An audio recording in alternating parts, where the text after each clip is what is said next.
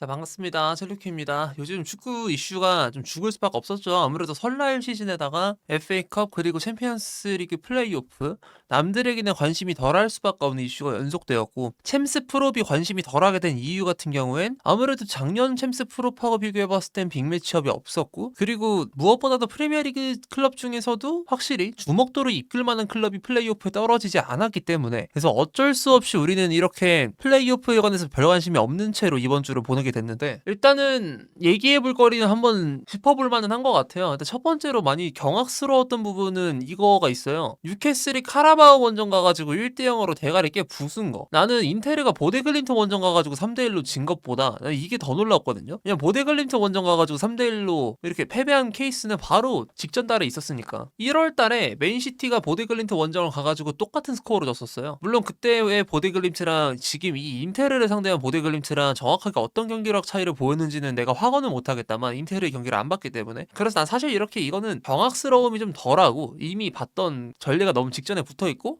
맨시티가 인테르보다 수준이 높은 선수단을 가지고 있었음에도 불구하고 무너졌던 거였기 때문에 아무래도 그것에 좀 더 놀라움이 있는 것 같고요. 그리고 또 놀라웠던 거는 갈라타사라이가 유벤투스를 5대2로 개박살을 내버리면서 유벤투스가 챔피언스리그 플레이오프에서 탈락할 확률이 매우 많이 올라갔다라는 거. 세리아가 지금 다 별방이거든요. 아탈란타는 도르트문트 원정 가가지고 지고 있고, 유벤투스 졌고요, 인테르 사고 났고, 뭐 이러면은 사실 세리아가 지금 챔피언스리그 플레이오프를 뚫고 올라갈 거라는 생각이 안 들어. 지금 직행 티켓을 딴 클럽은 한 팀도 없고요. 라리가 한 팀, PL 5팀, 그리고 분데스리가 한 팀, 리가 포르투갈 팀 한 팀, 이렇게 올라갔는데 인테르를 비롯한 여러 세리아 강호들 다 고생하고 있고, 그리고 나폴리는 챔피언스리그 플레이오프마저도 탈락을 했기 때문에, 이렇게 되면은 리그의 서열을 굳이 나눈다면 PL이 1등은 맞고 그 다음이 라리가, 분데스리가, 인테르가 될 것 같아요. 냉정하게 평가를 봤을 때. 그리고 리그왕이 뭐 세리에보다 전체적으로 만약에 성적이 더 높게 올라간다, PSG 말고도 더 많은 팀이 올라간다 하면 지금의 전력 파워에 관해서는 리그왕이 세리아보다 강하다라고 주장해도 이상하지 않을 날이 올 수도 있고요. 뭐 그런 식으로 지금 이런 기이한 현상들이 펼쳐지고 있는 가운데, 브리의 원정에서 알레티가 3대3으로 비긴 거? 저것도 사실 난 별로 안 놀라워. 저것도 솔직히 말해서 나는 그냥 그래요. 브레이 원래 축구 되게 잘하는 팀이었고 작년에도 사고로 쳤었고, 이번 연도에도 강팀 상대로 우리는 아직 살아있다라는 저력을 보여줬고요. 그리고 저는 예상하는 가운데 저기서 빅클럽을 갈 친구 되게 많아 보이거든요. 스카우터들이 엄청 좋아할 만한 연령대를 갖고 있는 팀이기 때문에. 그리고 나는 프리뷰에서도 알레티가 브레이한테 많이 힘들 거다라고 예고를 했었고, 근데 역시나 이렇게 됐고요.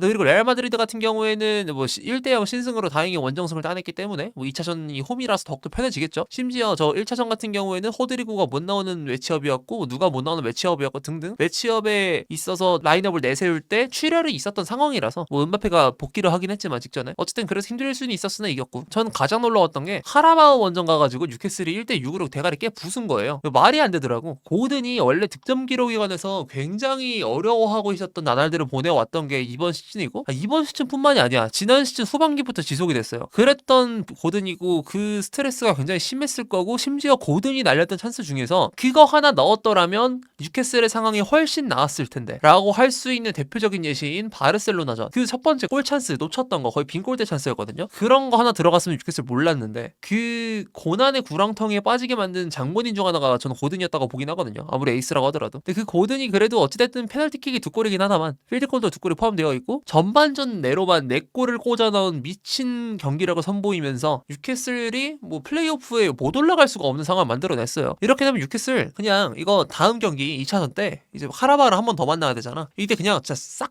다 로테 돌려도 상관이 없어. 진짜 혹시 모르니까 1군데 벤치에 대기시켜놓고 너무 여유롭게 해도 돼요. 그래서 뉴캐슬이 이번 시즌의 그 지옥 일정에 한 3분의 1 정도를 지났거든요. 뉴캐슬의 지옥 일정, 아스톤 빌라랑 경기하고요, 그 다음에 PSG 원정 갔다가 3-4일 간격으로, 그리고 또 3-4일 간격으로 리버풀 원정, 그리고 3-4일 간격으로 또다시 맨시티 원정, 그 다음에 브렌트포드랑 홈 경기, 그리고 토트넘 원정, 빌라 원정, FA컵, 그리고 카라바오 원정, 맨시티 원정, 카라바오랑 2차전 홈 경기, 에버튼이랑 홈 경기, 메뉴랑 홈 경기, 그리고 FA컵에서 또다시 맨시티랑 홈 경기, 그리고 첼시 원정, 타임위어 더비까지. 진짜 지금 내가 방금 부른 경기만 하더라도 15경기에 넘어갈 텐데, 이 지옥의 일정 중에서 3분의 1 내지는 반 정도를 넘어간 시점에서 봤을 때 솔직히 초반 페이스 봤을 때 아스톤 빌라랑 홈 경기 진 거 이거 타격 졸라 큽니다. 일단 2점 차고요. 뉴캐슬은 홈이 굉장히 세다라는 느낌을 많이 받았는데 이번 시즌 홈 승률이 많이 실제로 내려갔었죠. 근데 그 승률이 왜 나왔는지가 보이는 패배 행진들이 되게 많아요. 홈에서만 하더라도 브랜트포드랑 아스톤 빌라한테 깨져버렸고, 원정 가서는 역시 원정 고자답게 리버풀이랑 맨시티 상대로 무너져 버렸고, 근데 또 챔스에서는 이상하리만큼 또 잘해가지고 1대1 무승부로 땄고. 그래서 야 지금 얘네가 지옥 일정 시작한 지가 얼마 안 된 상황에서 저렇게 승점 드랍을 많이 하는데, 토트넘 전 그 경기 전 상황에 관해서 얘기를 한다면 그런 상황인데 얘네가 남은 일정에서 얼만큼 잘하겠냐. 게다가 저 카라바오 저거 엄청 거슬릴 거다, 지리적으로 너무 멀리 있어서 했는데 이거 6대1로 이겼잖아요. 물론 돌아오는 맨시티 원정 때 또다시 빨간 약 먹으면서 아 PL의 벽은 엄청나게 높구나라는 그런 순간으로 들어갈 수도 있긴 한데, 근데 이 정도면은 그래도 너무 좋은 신호다. 카라바오 상대로 5점 차로 원정승을 거두는 건 너무 어려운 과업이기 때문에 일단은 이 단추 너무 잘 꿰맨 것 같고요. 그래서 저는 챔피언스리그 플레이오프 16강 매치업의 결과를 봤을 때 가장 충격적이었던 건 아무래도 이게 맞는 것 같아요. 이거랑 갈라타사라이 유벤투스. 이게 두 개가 가장 충격적이었습니다. 유벤투스는 왜냐면은 이 경기 직전에 제가 그 데르비 디탈리아였나? 그 경기 봤었거든요. 그러니까 인테르랑 유벤투스 경기를 봤었는데, 와 진짜 근데 인테르가 당연히 가두고 패긴 했는데 유벤투스 쪽에서 오심 논란이 있을 법한 그런 장면에서 칼룰로가 퇴장을 먼저 당해버리는 바람에 경고 누적으로, 그래서 수적인 불리함을 안고 인테르 원정에서 싸웠다 보니까 당연히 유벤투스의 경기력에 관해서는 정상 참작이 들어갈 수밖에 없는데, 근데 유벤투스가 미친 조직력을 보여주고 대단한 실리에 가까운 전략을 뽑아내면서 어떻게든 무승부까지 따라갔다가 아쉽게 뒤집혔거든요. 1점 차로. 그랬던 유벤투스가 갈라타사라이 원정 가가지고 5대2로 지고 있으니까 난 이게 좀 더 뭐 퇴장이 있다고 한들 똑같이 충격적이었고, 챔피언스리그 16강 플레이오프에서 이 사건을 또 얘기를 안 할 수가 없는데, 그 비니시우스가 또 인종차별을 당했더라고요. 근데 비니시우스 인종차별에 관해서는 사실 사람들이 그렇게 막 많이 경각심을 드러내는 충격적이다, 이거 진짜 아니지 라고 할 상황은 아니라고 생각해 이제. 왜냐면은 너무 많이 나왔고, 이 인간의 경각심이라는 것, 그리고 놀라움이라는 것, 이런 것들은 저는 제가 생각하기에는 그냥 가끔 터지면 좀 그게 크다고 생각하거든요. 근데 이게 만약에 상수가 돼, 비니시우스처럼, 이러면 사실 놀라움은 덜하단 말이에요. 모두가 공감할 거라고 생각합니다. 솔직히 레알 마드리드 팬들도 이거 어느 정도 공감할 거예요. 심각성이 있는 사안은 맞는데 딱 봤을 때 너 당했구나, 그냥 이런 생각밖에 저는 안 들거든요. 이제 심각한 사안인 건 맞지만, 다시 강조드리자면, 근데 내가 지금 이 사건을 왜 얘기하냐, 동원 반복 싫어하는 성격에, 게다가 이제는 그렇게 화제성이 되지 못할 만한 소식인데, 왜? 이기타 칠라베르트라고 그 파라과이 국가대표 골키퍼 김병지 선수의 롤모델이자 아크로바틱한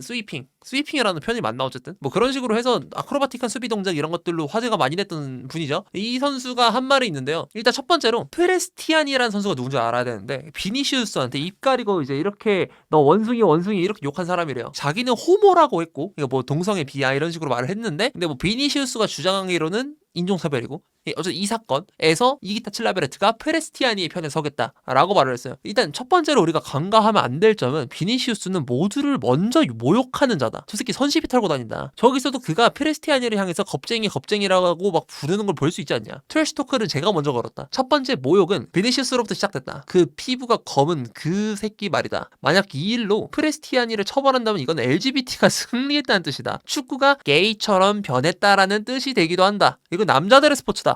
이게 발언이 어디 그 남자들 톡방 아무도 알지 못하는 뭐 그런 데서 나올 법한 그런 워딩을 지금 팟캐스트인지 뭐 인터뷰인지 뭔지 모르겠는데 거기서 공개적으로 한 소리거든요. 이 사람의 커리어를 봤어요. 그래서 궁금해서. 그럼 이 사람은 이 인종차별에 관한 공감성을 가질 수가 없는 커리어를 살아온 사람인가? 각자마다 사연이 있고 삐뚤어지더라도 그 사람이 어째서 그렇게 그릇됐는지는 우리가 한번 알아볼 필요는 있잖아요. 근데 있더라고. 칠라베르트가 경기 중에 호베르토 카를로스의 얼굴에 침을 뱉어가지고 4경기 출장 정지를 받은 사건인데, 이때 호베르토 카를로스가 야 일어나 인디언 새끼야 이런 식으로 말을 하면서 비하를 했다고 주장했다고 해요.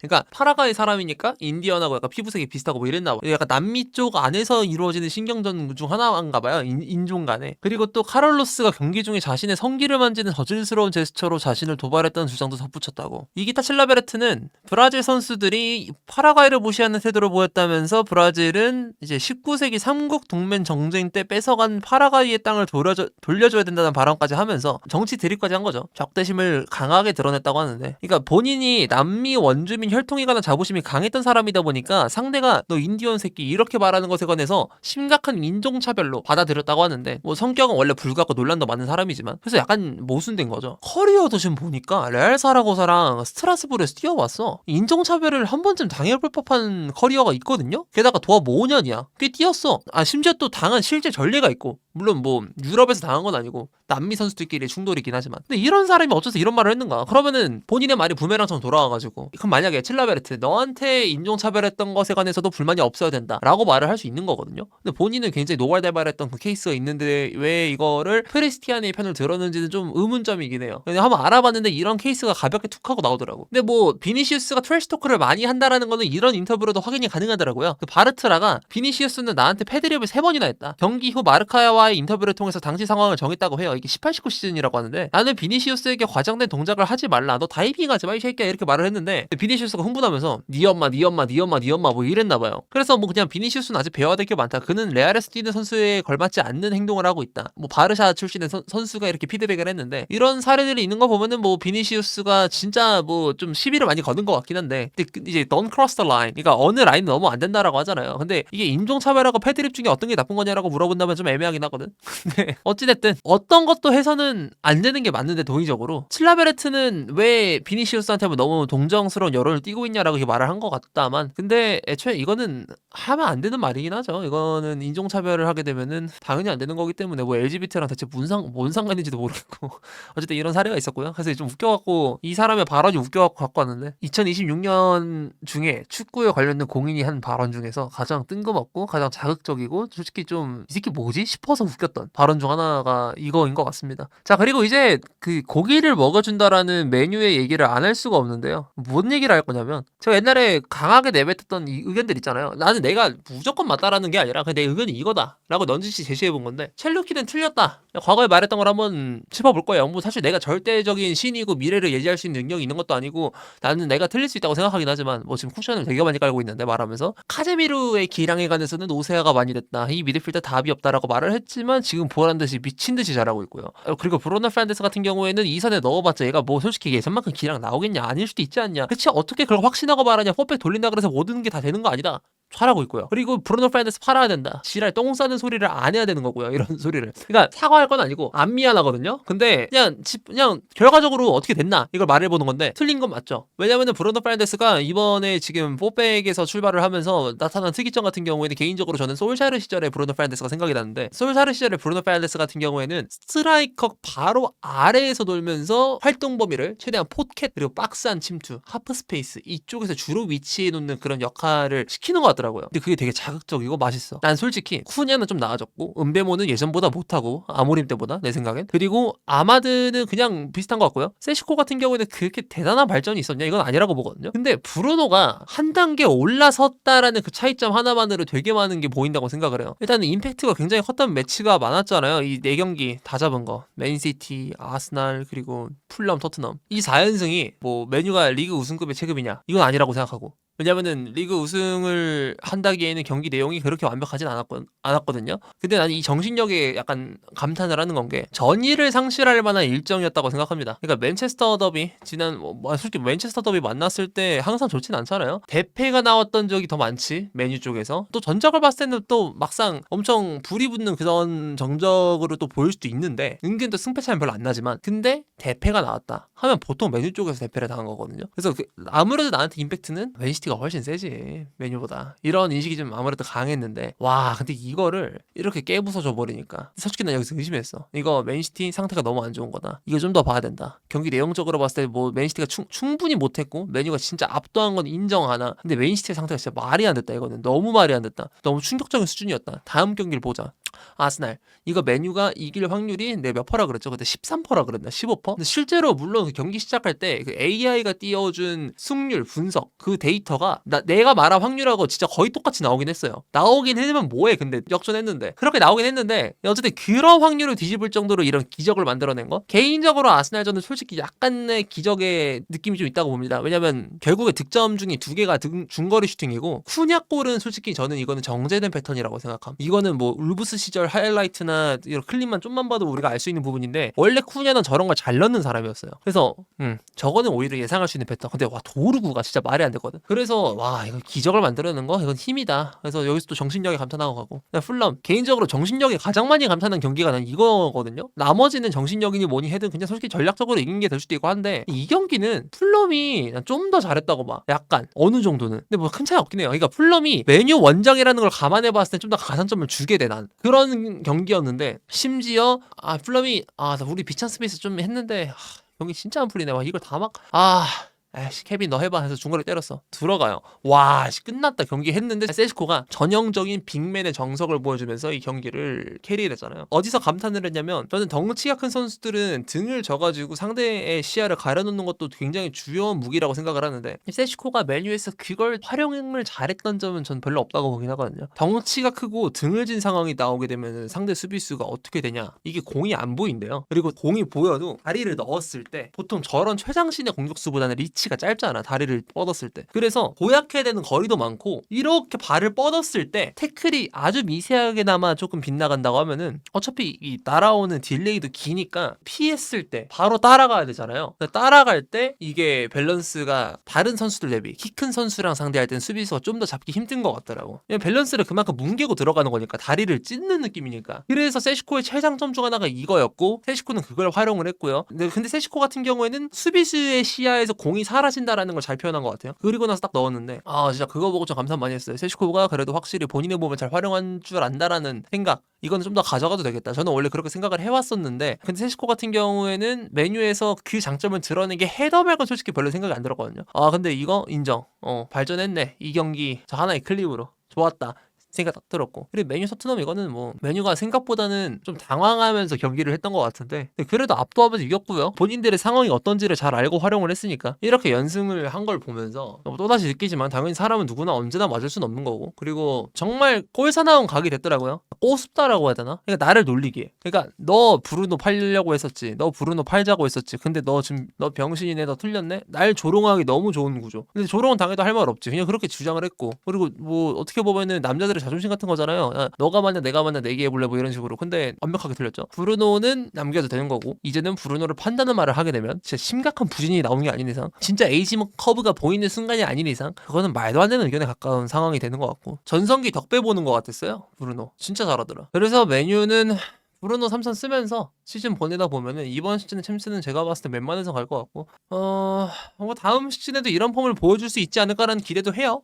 게다가 어려운 일정들을 이미 다 치러놨기 때문에 너무 유리한 이점을 지금 잘 차지해 놓은 상황이고, 승점 드랍이 있다고 하더라도 첼시 쪽에서 드랍을 더 할 가능성이 높다라고 생각하는 와중이기 때문에 축하드린다고 말씀드리고 싶습니다. 그리고 카제미르에 관해서는 앞날을 예측할 수 없는 미친 사람이라고도 생각이 드는가요? 솔직히 그 정도로 망가졌으면은 그냥 이게 뇌리 속에 박혀있는 편견이라는 게 어쩔 수가 없거든요. 그 브라질리언 30대 넘었고 에이스컵퍼 보여, 게다가 고주급의 메뉴야, 이거 다 커넥션 이어보다 보면은 못한다라는 생각이 들 법도 해. 브라질 선수는 롱런을 하기 힘들다라는 거는 모두가 잘 알고 있는 거고, 역사가 그래 왔잖아요 실제로. 근데 거기에 더불어서 메뉴의 고주급자들 그 정도 아니었잖아. 아닌 사람이 더 많았잖아. 근데 뭐 경기를 완전히 뒤바꾸고 헤더골 같은 것도 본인이 다 만들고, 그리고 중앙에서 쓸어담는 6번이 무엇인지 정석을 너무 잘 보여줬고, 메뉴가 원래는 그냥 볼란치 새로 데려와야 돼라는 언급을 더 많이 했는데 이제는 그렇다기보다 새로운 뉴페이스가 아니라 카제미르의 대체자를 데려와야 돼, 이게 포커스가 실린 거잖아요. 그러니까 그냥 6번을 데려와야 돼를 말하게 되면은 지금 6번 다 마음에 안 들고 다 등신들이고 이거 그냥 갈아치워야 돼 이런 생각이 든다는 건데, 카세미르 대체자라고 한다는 거는 적어도 지금 카세미르에 관한 만족을 꽤 하고 있는데, 너무나도 많이 하고 있는데 이 선수를 어쩔 수 없이 보내야 되잖아. 이제 오피셜로 딱 나왔으니까 보내기로 했잖아요. 그래서 사와야 돼. 이렇게 되는 거다 보니까 이게 아해 다르고 어해 다르다고 하듯이 사소한 차이지만 카세미르의 가치가 이런 발언들에서도 찾아볼 수 있듯이 많이 달라졌다.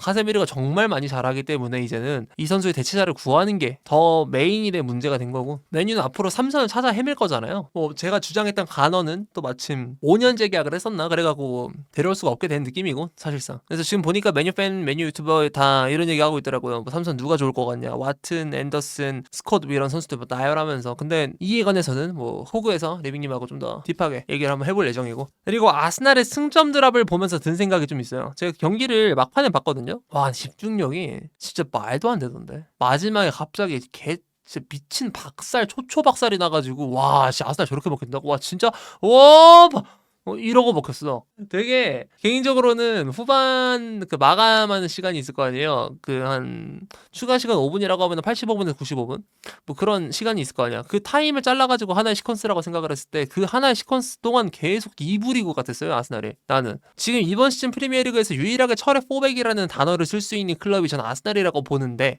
그래서 솔직히 맨시티라는 리그 우승 예측을 제가 던져놨잖아요. 그러니까 코그에서 한번 했었잖아요, 그렇게 말을. 그리고 나서 맨시티가 많이 드랍을 하더라고요. 첼시랑 무승부를 그 이후에 했던 걸로 난 기억을 하는데, 그리고 나서 또 토트넘하고 비기면서 드랍을 했고, 사실 이걸 드랍이라고 말을 해야 되긴 하지. 왜냐면은 토트넘 상태가 워낙 안 좋았으니까 원정길이라고 하더라도. 그리고 브라이튼하고 또 무승부를 겪었고, 또 메뉴랑 경기를 했는데 처참히 무너졌고요. 이거는 2대0 스코어로 가려지지 않는, 오히려 2대0 스코어에 가려졌다. 가려진 참사라고 생각하는데. 그리고 보데글림트랑 맨시티 이것도 라이브로 봤었어요. 와, 진짜 이건 이번에 진짜 안 되는구나 싶었는데, 울브스랑 아스날을 보면서 사실 맨시티를 응원하지도 않고 아스날을 응원하지도 않지만 이게 희망이 보인다. 와, 이러면 나는 예측을 한다면 아직까지도 맨시티겠다, 이 생각이 더 들더라고요. 그리고 이번 시즌 이 둘의 주인공 서사가 너무 완벽하다고 생각을 하는 게, 펩과 아르테타 둘 다 비슷한 밸런스를 가진 선수단을 이제 드디어 구축을 했다고 나 생각을 해요. 이제 밸런스가 맞아. 오히려 맨시티 쪽에서 밸런스가 약간 후달리다고 말을 해도 이상하지 않아. 그 정도로 아스날이 많이 세. 근데 난 제일 도파민이 터진 매치업이 뭐가 있냐면 EFL 저 리그컵 결승이 아스날하고 맨시티가 만나요. 아스날 맨시티가 컵 대회 결승에서 만난 게 커뮤니티 쉴드 말고 없는데, 사실 그거는 뭐 결승이라고 하기 좀 애매한, 누가 보면 더 이벤트 매치라고 할 수는 있겠지만 또 친선 경기는 아닌 딱 그 정도 무게감을 지닌 경기잖아요. 그거 말고 토너먼트에서 이 둘이 이렇게 만나가지고 했던 적? 난 내 기억 뒤편에 있어. 심지어 결승 한 번도 없었어. 그래서 이 경기가 너무 재밌을 것 같아요. 저기서 단순 트로피 그 이상의 가치가 실려있는 느낌이 아닐까. 원래 리그컵 결승이 이렇게 무게감이 무거웠던 느낌이 잘 안 들었거든요. 나는 리그컵 결승 지난 몇 년간 매치업을 보면 24-25 시즌엔 리버풀하고 뉴캐슬이었고, 23-24 때는 첼시랑 리버풀, 22-23 때는 맨유랑 뉴캐슬, 21-22 시즌 첼시랑 리버풀, 2021 시즌 맨시티랑 토트넘, 19-20 시즌 아스톤빌라랑 맨시티, 18-19 시즌 이때 첼시랑 맨시티였죠. 그 케파 아시바란나가 사건. 17-18 시즌 이게 아스날하고 맨시티였네. 이거 이후로 처음인데, 근데 내가 말하고 싶은 포인트는 뭐냐면, 상대 리그 우승을 경쟁해왔던 팀들이 이렇게 붙은 적이 있나라는 걸 말하고 싶은 거거든요. 한 번도 없었어. 10-11 시즌부터. 그래서 좀 약간 너무 재밌어요. 게다가 아르테타는 펩의 수제자였고 어쩌고 이렇게 또 스토리라인을 또 펼쳐낼 수 있는 상상의 나래가 확 오고, 내가 또 MBTI가 완전 N이거든요. S랑 완전 상극. 진짜 내가 MBTI 중에 가장 뚜렷한 거 두 개를 말해보라면은 N이랑 P고, 그 중에서 가장 뚜렷한 거는 N이라고나 말할 수 있는데, P인가? 어쨌든 그 정도로 완전 N인데, 나는 도파민이 터져요, 이 매치업을 보고. 이 리그컵 결승계관에서 첼시가 올라갔던 적을 제외하면 이렇게 흥분한 건 처음인 것 같고, 이 경기에서 리그 우승 판도에 스포일러가 나오게 되고, 그리고 이게 그대로 아마 트로피로 이어지지 않을까라는 생각을 합니다. 여기서가 되게 중요할 것 같아요. 뭐 어디가 우승할 것 같아요? 어떻게 될 것 같아요? 이런 거 물어봤을 때 가장 확실한 답변은 이거라고 생각합니다. 이때 유관 무관 이거에 따라서 그 분위기가 달라질 거라고 난 생각을 하고, 그리고 또 밸런스가 좋은 거는 또 뭐가 있냐면, 두 팀이 결국에 리그 우승을 도전하는 팀임에도 불구하고 플레이오프 이슈 챔스 둘 다 없죠. FA컵 똑같이 몇 강은 진출을 했어요. 거기 더불어서 아스날하고 맨시티 둘 다 리그컵 결승에 올라와 있죠. 일정상으로 봤을 때 변수가 있는 거는 그나마 맨시티가 클럽 월드컵을 나갔다 이 정도인데, 그리고 FA컵 대진이 조금 더 불리했다 이 정도인데, 그거 말고 없으니까 너무 재밌는 맨시티의 리그 우승 레이스 그리고 아스날의 리그 우승 레이스를 굉장히 재밌게 즐길 수 있는 이벤트가 하나 있다 보니까 이건 재밌게 보여지는데, 근데 아스날 진짜 정신 차려야겠다. 이거는 브랜트포드전하고 연달아서 승리가 없는데 또 다음이 북런던 더비예요. 저는 토트넘의 패배를 예상하긴 했지만 여기서 토트넘이 발목 잡을 수도 있는 거고, 또 첼시랑 홈 경기가 있단 말이에요. 그래서 가까운 시일 내로는 아마 아스날의 순위표가 맨시티보다 아래에 가 있지 않을까. 그 후로 아스날이 페이스를 역전해서 어떻게 이거를 이끌어낼 것인가 라는 것에 조금 더 귀추가 주목이 돼요. 나는 약간 그런 판도를 예상해 봅니다. 그래도 저 둘 중 하나의 팀은 아스날의 승점을 깎아먹지 않을까.